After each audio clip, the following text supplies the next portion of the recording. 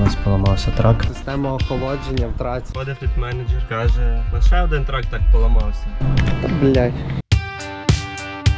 How's everything? Do you like to work with Load and Go? Що зараз відбувається на маркеті і такі проблеми появляються? Бля, як тут двері відкриваються? Як уникнути того, щоб компанія вас обманювала з цінами на грузи? Нашого водія зупинила поліція. As you can see, we have a new driver. До тебе, до глядача, до підписника, до, можливо, водія, який дивиться.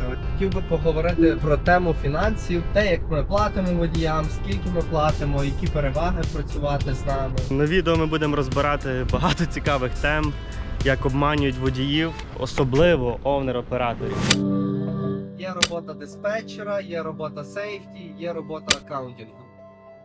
Все, що ми знали і все, що нам треба було для того, щоб почати цей бізнес. Нам дуже повезло, тому що ми були диспетчерами і ми знали, як залучати водіїв, тому що зазвичай як воно працює в компаніях. Якщо диспетчер дуже крутий, значить і за ним тягнуться водії. Дуже проста схема. Чому так?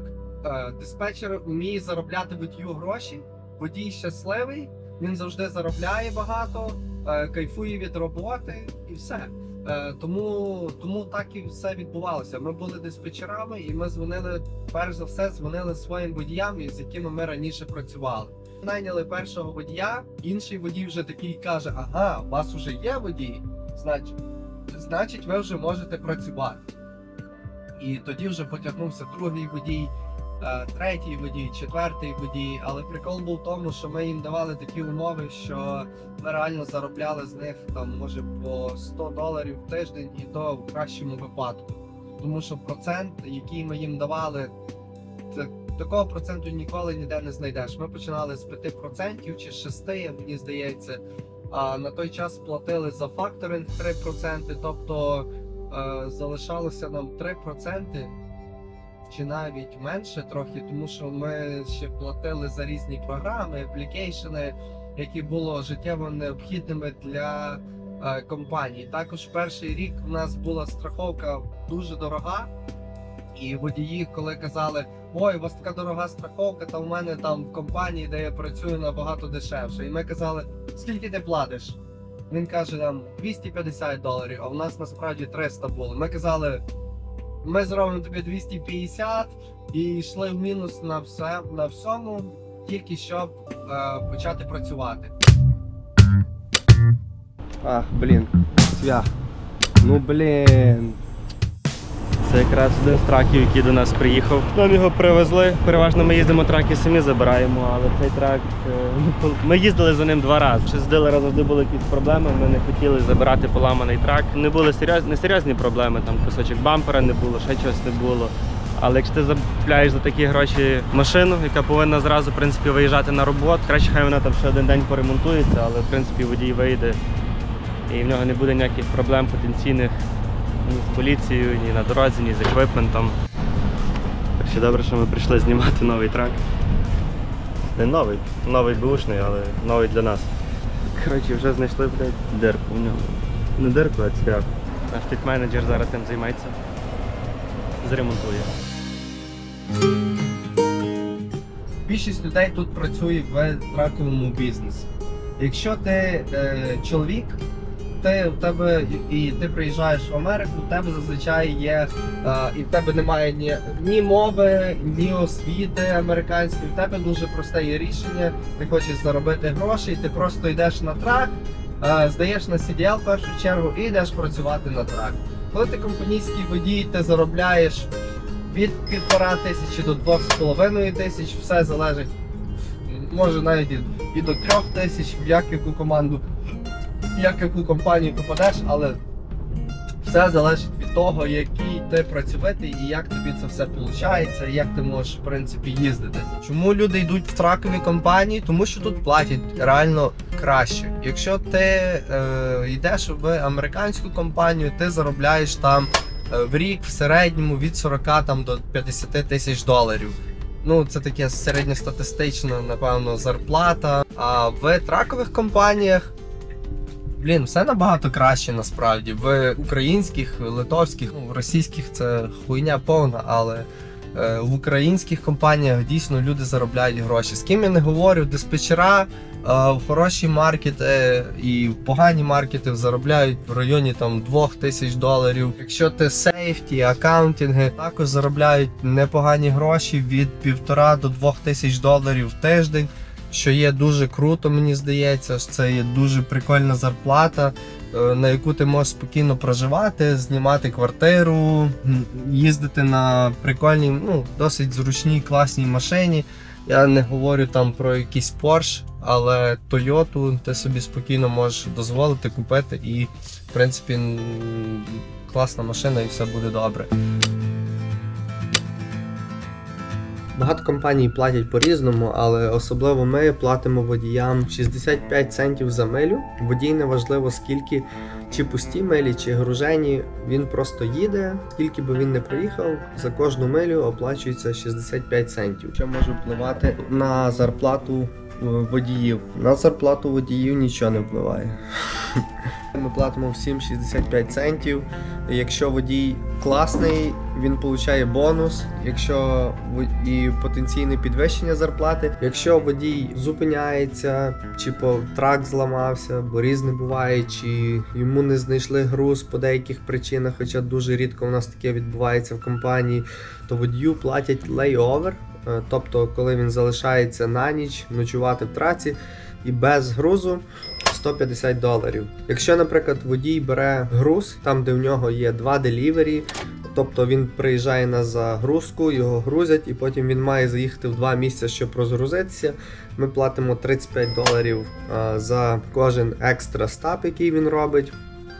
Ну і детеншн. Також є детеншн, коли водій приїжджає, його там по деяких причинах довго не грузять, там можуть 3 години, 4, 5 годин грузити. Ми платимо $15 в годину за детеншн. Тобто приїхав водій в 12 годині, загрузили його в 5, 2 години безплатно, а потім наступних 3 години по $15 в годину.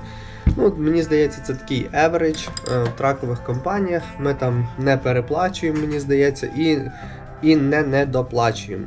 Водії можуть робити від 3 до 4 тисяч миль в тиждень, що є досить адекватна кількість миль, і заробляти при цьому від 2 до 3 тисяч доларів в тиждень. Місяць, виходить, 10 тисяч в середньому. Я думаю, коли в тебе просто CDL, в тебе немає свого еквіпменту, немає трака, немає трейлера, немає ніяких зобов'язаностей, 10 тисяч доларів.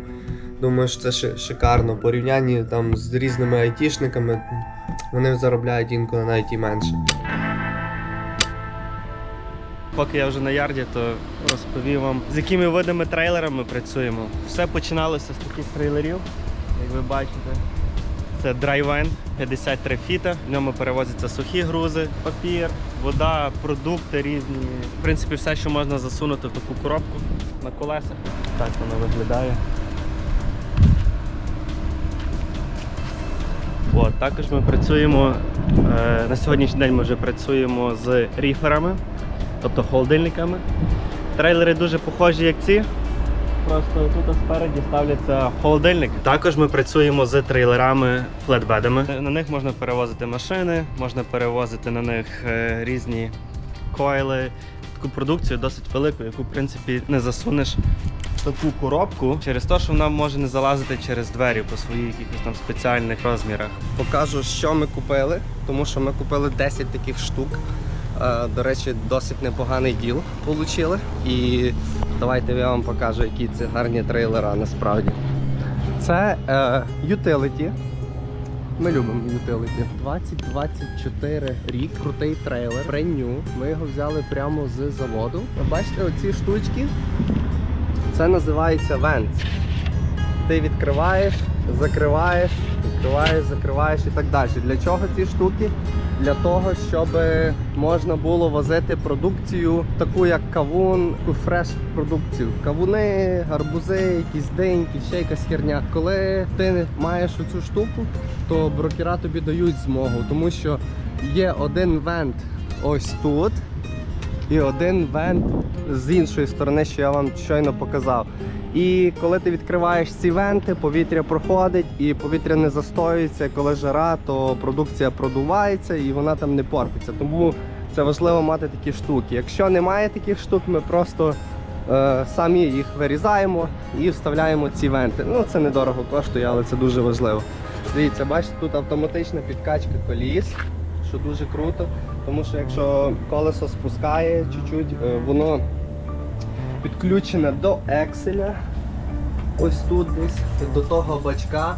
Той бак получає повітря від траку, коли підключаєш трак до трейлера, і воно так працює. Для всіх тих, хто не знає, що таке Air Ride, якщо у вас є отакі подушки, вони накачуються повітрям, і виходить, що трейлер, коли їде, він отак скаче на цих подушках, і це називається Air Ride. Бувають такі трейлера, коли немає цих подушок, але є отакі ресори. Я не знаю, такі старі. І це вже не Air Ride. Деякі брокера скажуть, нам не підходять оці такі ресори, і нам тільки треба ось такі подушки, і інколи вони не дадуть груза. Дивіться, це всередині. Класно виглядає, до речі, всередині. Новенький. Вже трошки робочі процеси були в цьому трейлері, як ви бачите. Це нормально. Нічого страшного, трохи поцарапали, але виглядає в загальному дуже круто. Секрет в чому? Якщо в тебе є контакти з різними банками, які тобі дають кредити, тоді, мабуть, що ти можеш непогано заробляти, непогано купляти техніки, але завжди потрібно враховувати, скільки ти заробляєш. Якщо ти купуєш техніку за $2000 і в тебе всі експенсиси $5000, а в місяць заробляєш ти $4000, значить щось ти робиш не так. Має бути навпаки. Платиш 5000, а заробляєш 6, 7, 8. І тоді це вважається, що непогано працюєш, кредит непоганий. As you can see, we have a new driver. Welcome to the team, my friend. So this is the truck that we've been talking yesterday, and this is a new driver for this truck. So can you please tell us if you're excited to work with us, if you want to start, or what's the plan with you? Yeah, I'm excited to work. Yee, yay! Yay! Yeah, I'm excited. As you can see, all our drivers are funny, excited, and hardworking. So welcome to the team. All right. У нас на годиннику 3 година. Кінчуємо робочий день. Водій дзвонить, давайте поговоримо. Алло? Алло, это Синька. Так, здравствуйте. Да, да. Слушай, у меня тут не хватает $116 оплатить ремонт. У меня 350 кешем есть, а надо 466. Блять, я не знаю, что мне делать. У меня шланг лопнул на руль крутить из грабика. Я тут с самого утра. Сколько вы говорите? Сижу. $500 надо платить?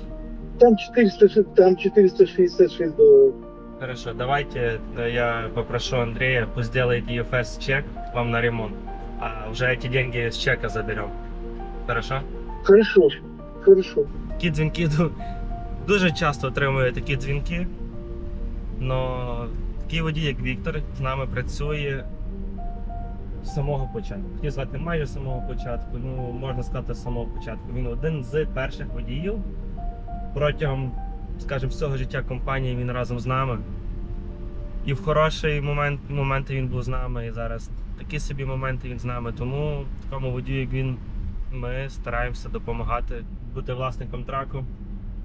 Не завжди виходить заробляти гроші, а деколи треба ще й платити за ремонти, різні проблеми на дорозі бувають, страхівки. В даному випадку Віктора трак вже в принципі виплачений, я його знаю. І багато водіїв ще мусять платити за свої траки. Тому різне буває. СМС-ка від нашого сейфті менеджера, але що водія поліція зупинила. Чекаємо новин. Получили тікет за спідінг, перевищення швидкості. Просто ворнінг і дали йому інспекшн. Тобто водію нічого страшного, нам як завжди проблеми. Дуже багато компаній, по моєму досвіду, навіть обманюють овнерів. Я зустрічався вже не один раз з різними овнерами, які просили мене передивитися рейт конфірмейшн, поперезвонювати брокерам і позапитувати, чи насправді ті ціни співпадають з цінами, яку компанія їм надала. Про цю тему можна дуже багато говорити. Давайте я так розкажу пару штук, як уникнути того, щоб компанія вас обманювала з цінами на грузи. Це дуже багато є. В траковому бізнесі це кажуть, ріжуть рейти, катають рейти. Тобто компанія бере груз за $1000, а віддає груз власнику трака за $900, тим самим заробляючи на цьому $100. Але що вони роблять? Вони просто змінюють ціну і кажуть водію, що вони насправді взяли груз за $900, а не за $1000. Перший тригер таких компаній – це те, що вони не висилають вам оригінальні rate confirmation. Це є перше, що може бути. Тому що якщо компанія каже, я тобі не висилаю оригінальний rate confirmation, чого не висилаєш? В чому проблема? Брокера побачив водій, та це фігня. Реально, всім насради тих брокерів є тисячі. І що водій побачить того брокера? Що він забере в компанії зі 100 траками брокера якогось великого отим одним прицепом і одним траком, який в нього є? Це все булшіт, мені здається. Тому якщо вам таке говорять, це перший тригер того, що вони вас обманюють. Не ведіться на цю фігню. Другий тригер того, що вас можуть обманювати, це брокера вам практично не дзвонять. Це означає те, що диспетчер просто не дає брокеру ваш номер телефону, щоб ви не могли зідзвонитися з брокером і запитатися в нього реальну ціну того чи іншого грузу, який ви робите. Якщо ви бачите, що таке ніколи не відбувається, значить це вже теж є в цьому якийсь потенційний обман. Це не завжди таке буває, бо деколи брокера просто не хочуть дзвонити водіям, а все вирішують через диспетчера.